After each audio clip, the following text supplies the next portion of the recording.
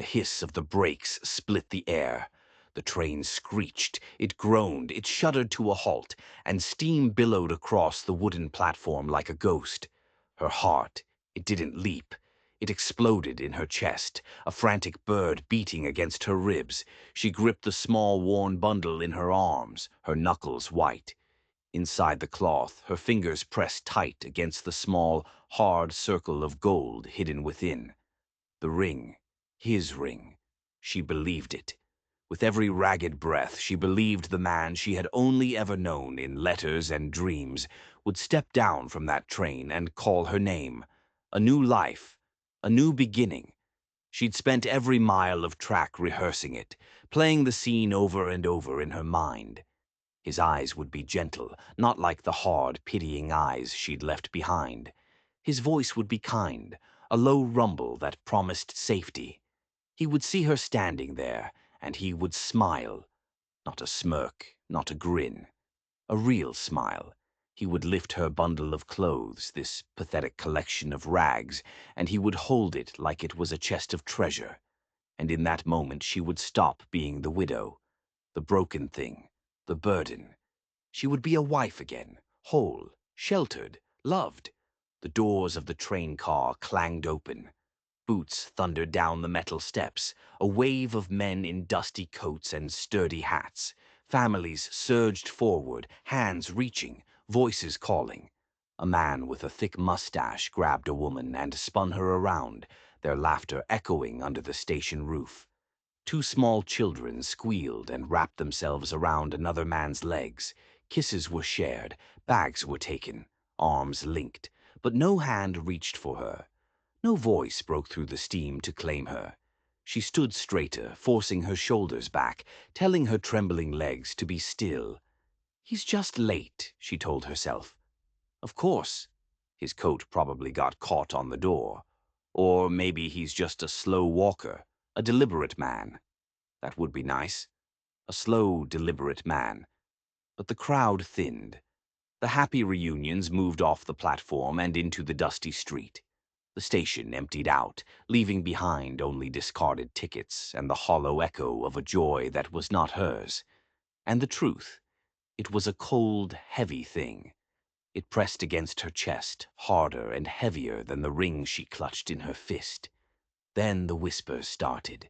They began at the edges, quiet at first, a few women in their Sunday bonnets, drawing close, their eyes like shiny dark beads. Their smirks were knowing, cruel. One voice, sharp as a needle, pierced the fog. "Another fool chasing letters," she sneered. The words stung, hot, sharp, and immediate. She tried to look past them, her eyes desperately scanning the last few faces, the conductor with his swinging lantern, a porter wrestling with a heavy trunk. But there was no one, just strangers, strangers hurrying away to their lives, lives where they belonged. Her throat ached, a dry, burning knot. Her lips moved in silent, frantic prayers. But all she saw was the last boot step off the train, the conductor waving his all clear, and the doors slamming shut with a sound like a coffin lid closing. The train hissed again, a great sigh, and began to pull away, leaving her alone in a drift of steam and laughter that wasn't hers. A tear slipped free before she could stop it. It rolled down her cheek, hot against her cold skin, and fell onto the wooden bench beside her bundle. It left a dark spot on the fabric, right over the spot where her husband's ring was hidden. She bent quickly, pretending to adjust her bundle, as if hiding the tear could hide the shame. But more whispers followed, louder now, crueler. That was when she felt it. Not a whisper, not a look of pity, a stillness, a presence at the far end of the platform that was not mocking, but watching. And when she lifted her gaze through the veil of steam and her own blurring tears, she saw him. He was a tall Lakota warrior. His shoulders were broad enough to block out the setting sun. His eyes were steady and his hair was long and black. He stood apart from everyone, his arms folded, his gaze fixed on her. And there was no pity in that gaze. There was something harder, something certain. And though he had not yet moved a muscle, she felt the entire world shift beneath her feet, as if her story hadn't just ended. It had just begun. "Did you hear? Her husband never came." The woman's voice was loud, deliberately loud. It rang across the thinning platform, a declaration for every ear to turn, for every eye to fix on her. The sting of it cut deeper than the cold steel of the tracks beneath her feet. Another woman chimed in, this one letting out a high, thin snicker as she adjusted her bonnet. "Dreamed of a gentle man, she did, but no man, gentle or otherwise, wants to claim a burden." A wave of cruel laughter rippled from one end of the station to the other. She pressed her hand tighter over the bundle in her arms, the shape of the ring digging into her palm as if it were burning right through the cloth and into her flesh. Her cheeks flamed, her breath caught in her throat. But she would not lower her head. She would not give them that satisfaction. Still, her eyes filled with tears against her will, betraying the hurricane in her heart to the very people who thrived on humiliation. A small boy, no older than 6, darted close. He pointed a grubby finger right at her face. "She's been left behind," he shouted, his voice shrill. His mother yanked him back by the collar, but she wore the same cruel smile as everyone else.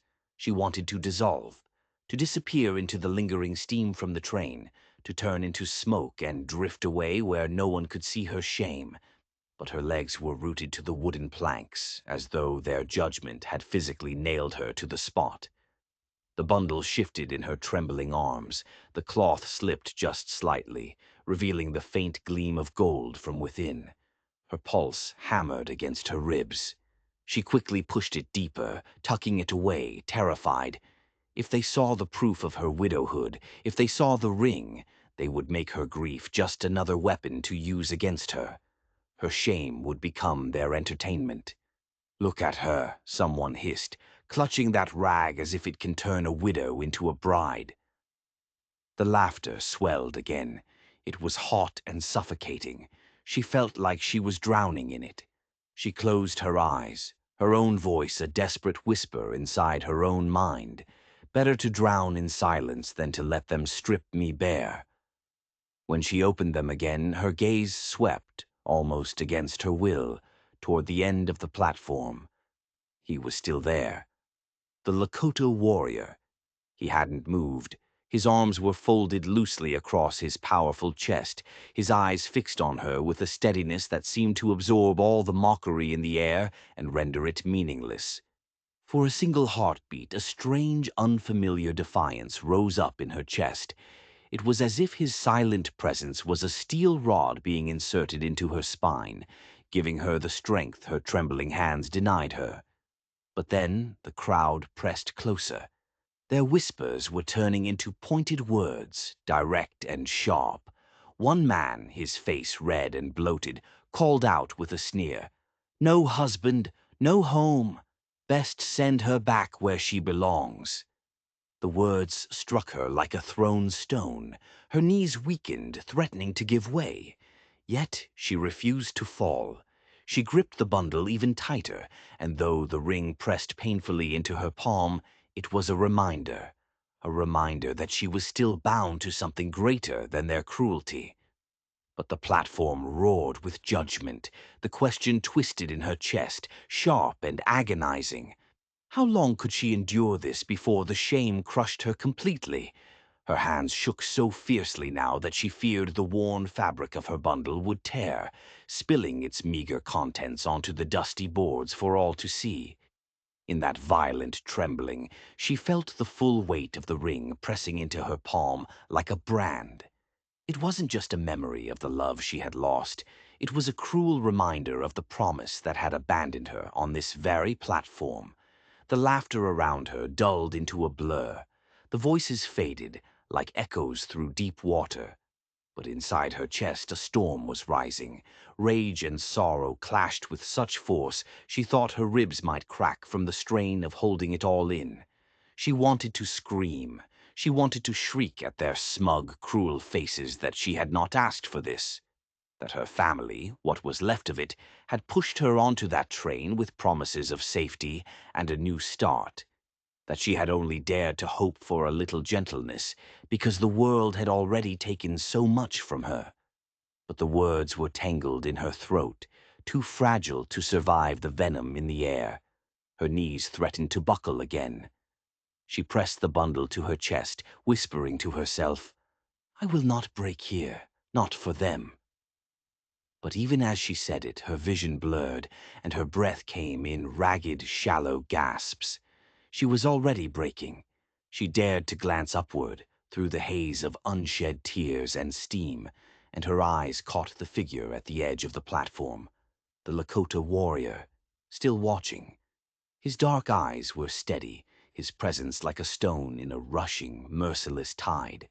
And then, at last, he shifted. He took one step forward. It was slow, deliberate. The sound of his boot on the wood was a dull thud that cut through the noise. Her heart jolted at the sight, a violent, painful thump against her ribs. She didn't know if it was fear or hope that struck her harder. The crowd noticed, too.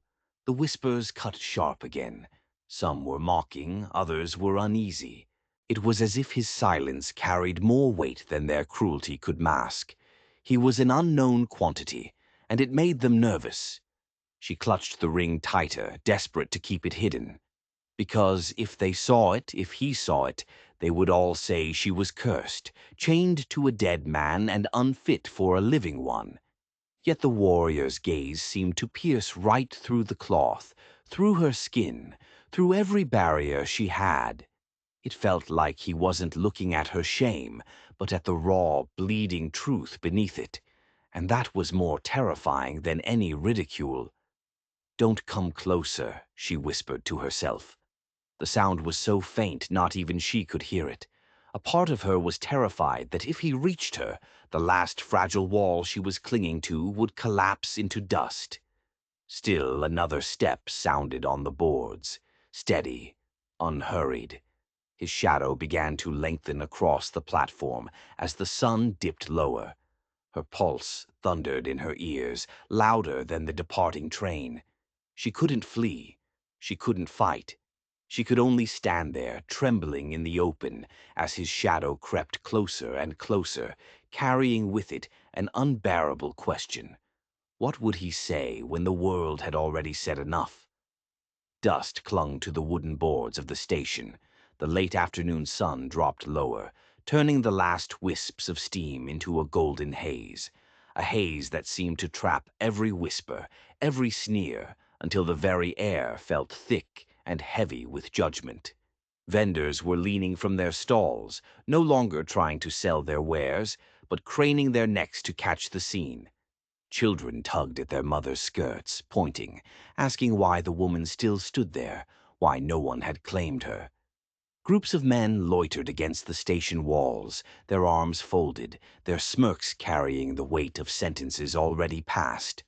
She stood at the center of it all, trapped. She clutched her bundle so tightly the cloth was damp with her sweat, her knuckles bone white. The ring inside was biting into her palm like a constant, agonizing punishment she could not escape.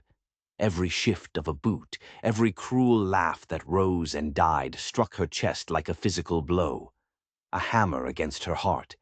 She tried to stare at the ground, to focus on the cracks in the wood, but her ears could not shut out the venom in their words. She thought she was worth a husband, one woman declared, her voice shrill and triumphant. But even a gentleman would rather ride on without her. Laughter followed, harsh and bright. Her shoulders curled inward, as though the sound itself was a physical weight pressing her down, trying to crush her into the earth. At the far end of the platform, the Lakota warrior remained. His stillness was unnatural against the restless, buzzing swarm of the crowd. His broad frame cast a shadow that was growing longer and longer in the fading light, a shadow long enough to touch her in spirit, if not yet in body. The townsfolk glanced his way now and then. Their mutters shifted. Some spoke with scorn, some with a new unease. It was one thing to mock a lone, abandoned widow. It was another thing entirely to do it under the unblinking gaze of a man who bore no shame in his silence. She felt it too, the strange pull of his presence. It was as if his very watching was an anchor, lending her the strength just to breathe. But the weight of the crowd, the sheer force of their judgment, broke that fragile gift with every new jeer. Her eyes blurred again, but this time it was not with weakness. It was with fury. She had not asked for this trial. She had not begged for their eyes upon her. She had only done what she was told, what her family had insisted upon. She had obeyed the promise of a letter that had turned to ash the moment that train door slammed shut.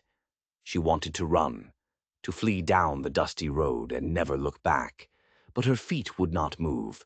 She was chained by shame, and by the terrible fear that even if she ran, the whispers would follow. Then, just as another cruel laugh rose from the crowd, the warrior stepped forward once more. The boards groaned under his weight, and that sound cut through the air, sharper than any of their words. The crowd fell briefly silent. Every head turned to watch him.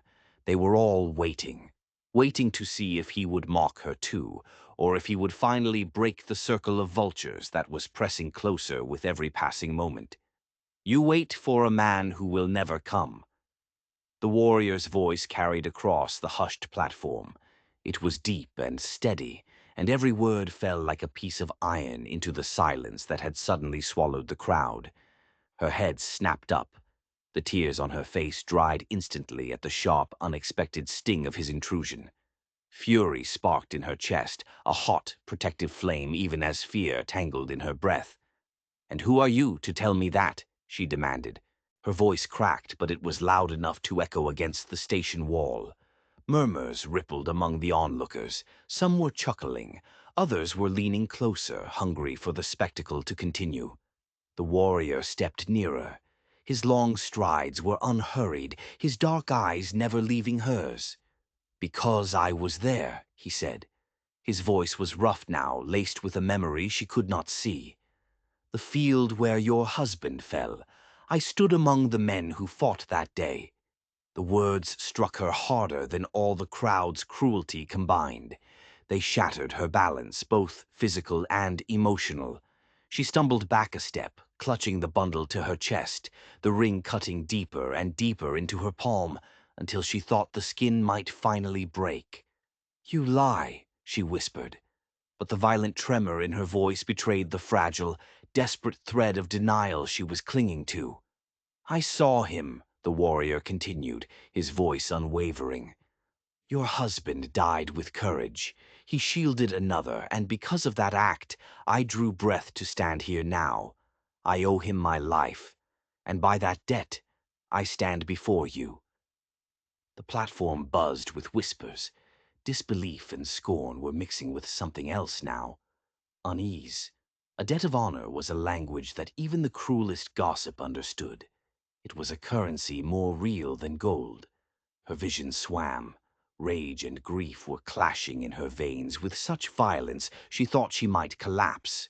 "So what then?" she spat, her words raw and torn from her throat. "You shame me with a truth the town already feasts on. You strip away the last dream I had and leave me with nothing." His jaw tightened, a muscle flexing along his cheek. But his voice softened, though it carried just as clear. "No," he said, "I speak it because you deserve to know. The man who abandoned you today, he never meant to come." The platform was silent for a moment, and then a few people gasped. "I heard his words before he fled that field," the warrior said, his eyes holding hers. "He spoke of letters he would never honor, promises he wrote only to ease his own guilt. He was never your salvation. He was a coward who used a dead man's name." The ground itself seemed to tear open from under her feet.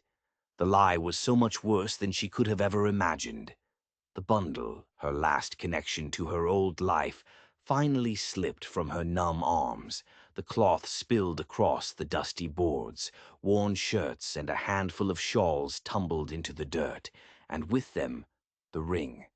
It rolled free, flashing once, a brilliant, terrible spark in the fading sunlight, before it came to a stop in the dust right beside the warrior's boot. Gasps rose from the crowd, sharp and eager, like wolves scenting blood. She dropped to her knees at once, scrambling to snatch it back, her fingers clawing through the dirt as if she could bury her shame before 100 pairs of eyes devoured it. But he bent faster. His large hand closed gently, almost reverently, around the small gold band. When he straightened, his dark eyes locked on hers. There was no mockery in them. There was something far, far heavier. Her breath caught in her throat, her chest heaving. For one terrifying moment, she thought he might hold it aloft, parading her grief, her widowhood, before the entire town. A final, crushing humiliation. But instead, he kept his hand low, his fist closed, hiding the ring from their hungry stares. "You still carry him?" he said quietly. His voice was so low that only she could hear it, but every syllable seared into her like a hot iron. She shook her head violently, snatching the scattered clothes back into her arms, stuffing them into the bundle. Her pride, what was left of it, flared hotter than the tears she could no longer contain. "It is all I have left," she hissed. The words were raw, torn from the deepest part of her, as she clutched the cloth to her chest, as if it could somehow keep her heart from spilling out onto the dirty platform. Around them, the whispers sharpened, growing bold again. One man laughed, a short, ugly bark. A widow still chained to a corpse. Another man muttered, "No wonder no one wanted her." The sound cut her deeper than the warrior's truth had. She turned her face away, shame burning across her skin like a fever. Yet he did not flinch. He did not falter. Instead, he stepped closer, closing the small distance between them, until his shadow fell completely over her trembling form. He held out his hand, not thrusting the ring upon her, but offering it. His palm was open. His voice was steady. "This is not a chain," he said. "It is a memory, but memories should not be allowed to strangle the living." Her eyes blurred, her breath coming in ragged, painful hitches. She snatched the ring back from his palm with trembling hands, clutching it so tightly it cut into her flesh once more. She was desperate to protect it, to protect the memory from him, from the world, from the terrible truth. "You don't understand," she whispered fiercely, though the strength in her voice was wavering like a dying candle flame. He lowered his head slightly, and his voice carried a weight that silenced even the cruelest whispers from the crowd. "I understand more than you know." The crowd shifted, uneasy now, their sport turning into something they couldn't comprehend. But she could not look at them. She could only stare at the ring pressed so hard against her palm, wondering if it would ever feel like love again, or if it had finally become nothing but a piece of iron dragging her down into the dark. Her chest heaved so violently she thought her ribs might shatter, and in the quiver of her breath, the truth finally slipped free. It was raw and jagged, a confession carried not to the jeering crowd, but only to the warrior who stood too close to ignore. "Every time I laugh, I betray him," she whispered. She was clutching the ring so hard now that her nails dug painful crescents into her own palm. The sharp sting of flesh against gold was blurring into the deep, constant ache that had haunted her since the day they lowered his body into the grave. Tears slid unchecked down her face, streaking paths through the dust on her cheeks. She tried to bite them back, to choke them down, but the words kept spilling out, a poison she had held inside for too long. "Every breath I take without him feels like theft," she sobbed. "And if I let go, if I ever smile for real, it means I've forgotten him. It means I've forgotten the man who gave me his name, his life, everything I was." The confession hung in the air, heavier than the steam that had once clouded the platform. For a moment, she wished she could snatch the words back, swallow them, bury them in silence again. But the warrior did not laugh. He did not sneer. His eyes darkened and his voice rumbled low, steady as stone against the storm that was breaking inside of her. "No," he said, and each word was slow, deliberate. "It means you have carried him as far as he can go, and now you must carry yourself." The simplicity of it, the raw honesty, struck her harder than the cruelest mockery. It rang with a truth she had spent years refusing to see. And the pain of that truth finally buckled her knees. She sank onto the wooden bench behind her, the bundle of her life sliding unheeded to her feet. She pressed the fist holding the ring to her forehead, and a single sob, fierce and broken, tore from her throat before she choked the sound away in shame. The crowd shifted uneasily. The murmurs thinned. Some of the onlookers were averting their eyes now, as though her raw, unveiled grief made them complicit in their own cruelty. Still, a few of them smirked, eager to see her collapse completely. But the warrior's presence held them at bay. His stillness was heavier than steel. He lowered himself slightly, not crouching, not close enough to touch, but enough that his shadow joined hers on the dusty planks. And in that shadow she felt both threatened and strangely, inexplicably, shielded. "Do you think he would want this?" the warrior asked. His voice was soft now, so low the crowd could not possibly hear. "Do you think his love was given to you so it could become a weapon to use against yourself?" She bit her lip until she tasted the metallic tang of blood, shaking her head violently. But no words followed. The silence of her refusal became its own confession. And she hated him for drawing it out of her. She hated him because a part of her, a part she had tried to kill, believed he was right. The ring burned hot against her skin, heavier than iron. And though she closed her fist even tighter, she knew, with a certainty that terrified her, that it was no longer just a memory. It was a burden, and she could not carry it much longer. Evening light stretched long, skeletal shadows across the station yard, and with it came the slow, steady trickle of townsfolk returning. They were drawn back as though the gossip itself had rung a bell, summoning them to the final act of the play. The air thickened with murmurs. Boots scraped on wooden boards, skirts brushed through the dust. The circle of eyes tightened around her until she felt trapped, like an animal in a corral built not of rails, but of pure judgment. Children pointed. Their mothers pulled them close, but whispered behind their hands with lips that were far too eager. Men leaned against the posts of the station, their arms crossed, their smirks carrying the weight of verdicts already decided. She sat rigid on the bench, clutching the ring so fiercely her knuckles were white stones in the fading light. Her body trembled as if the wooden slats beneath her were the only thread holding her upright in a world that was trying to pull her apart. Every breath she drew was stolen by the hiss of their voices. Left behind, unfit for a husband, cursed with grief. Each phrase was sharper than the last, until the words were cutting her like knives she could not dodge. The warrior remained near, his arms folded, his gaze steady, not on her, but on the crowd. He did not speak, but his presence bent the air around him, silencing some while hardening the resolve of others. A woman at the front of the crowd, the one with the sharp bonnet, sneered. "What man would claim one who clings to the dead?" Her words drew a fresh round of cruel laughter. The sound rang out louder than the whistle of the train that had abandoned her hope hours ago. The widow's eyes stung, her vision clouding over, but she refused to bow her head. Still, her shoulders curled inward. Her body was betraying the cracks that were spreading through her resolve. The warrior shifted, taking a single deliberate step forward. He said nothing, but the crowd's mood turned uncertain. Some began muttering that outsiders had no place in their town's judgment.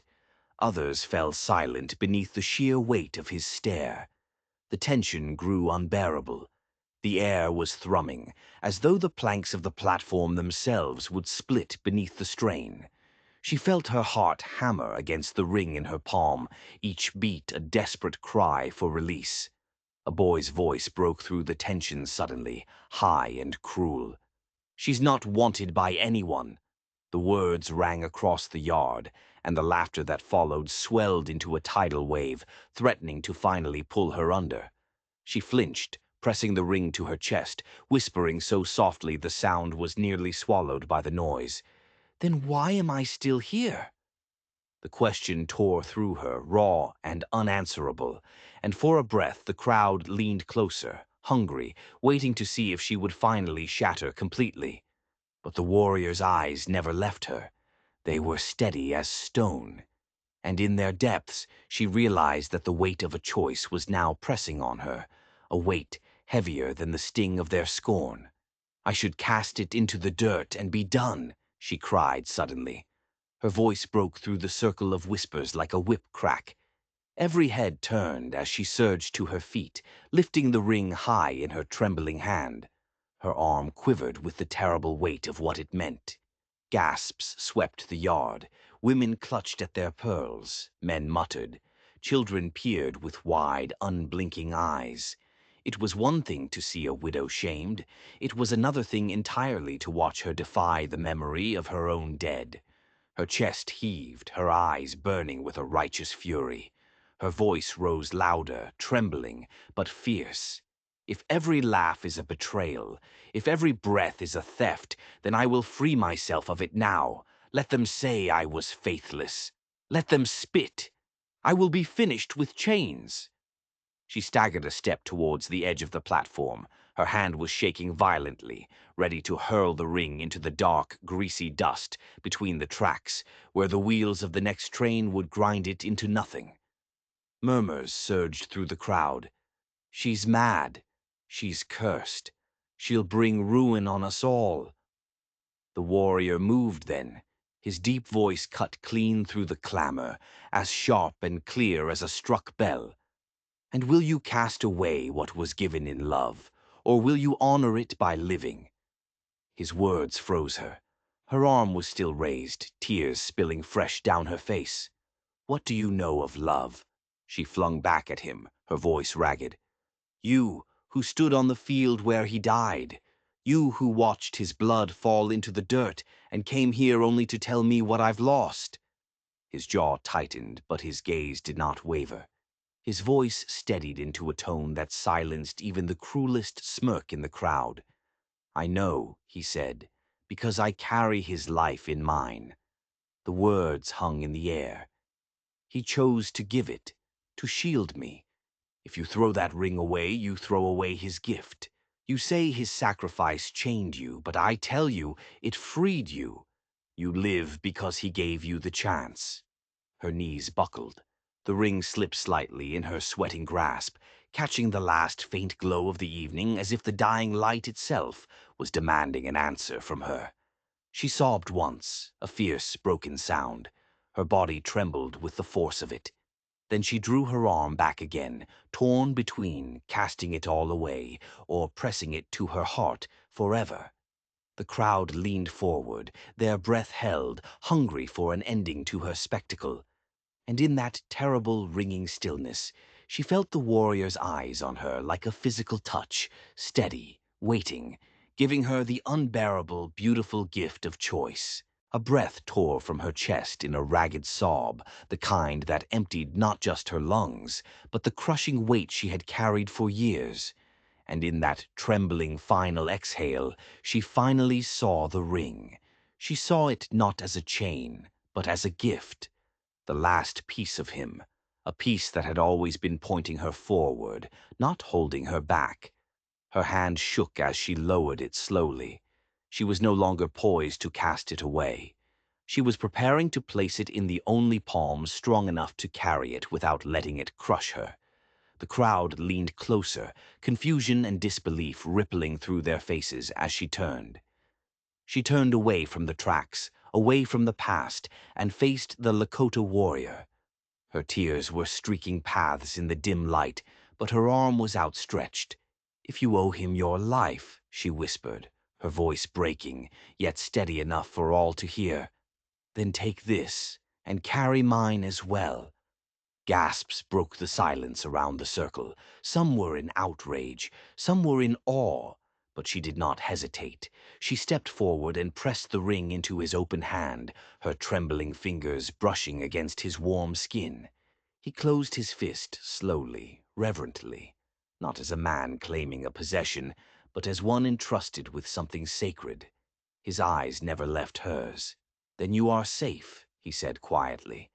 His voice was firm as stone, yet gentle as the breath of dawn. The crowd murmured, unsettled, their thirst for cruelty denied. Some began to turn away, their spectacle ruined.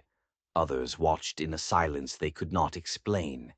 She sagged then, not in weakness but in release, as though the long years of grief had finally, truly, loosened their grip on her soul, and when her lips parted, a sound slipped free that startled even her. A laugh. It was soft. It was broken. But it was real, and it spilled into the night like the first notes of a song that had been buried for a very, very long time. The warrior's harsh expression softened, and for a fleeting moment she thought she saw her husband's courage reflected there in his dark eyes. Not as loss, but as continuity, a life handed from one soul to another. She wiped her cheeks with the rough edge of her sleeve, and she stood taller than she had when the train first arrived. Her shame had been washed away, not in tears, but in the simple act of giving instead of clinging. The ring was no longer her burden. It was her bridge. The warrior turned to face the crowd, and his presence alone was enough to silence the last of their whispers. When he lowered his hand, with the ring hidden safe inside his fist, the message was clear. Her story was no longer theirs to judge. She drew in a long, deep breath. It was steady now, and she felt the solid ground beneath her feet as if for the very first time. She was no longer waiting for a gentle husband to claim her. She had chosen her own path, and it began here with the sound of laughter in her chest and the strength of a stranger's vow standing beside her. If you enjoyed this story, don't forget to like, share, and subscribe for more tales of strength and survival. Now we want to know what you think. If you had held that ring in your hand, would you have kept it as a chain or given it as a gift? Tell us in the comments below.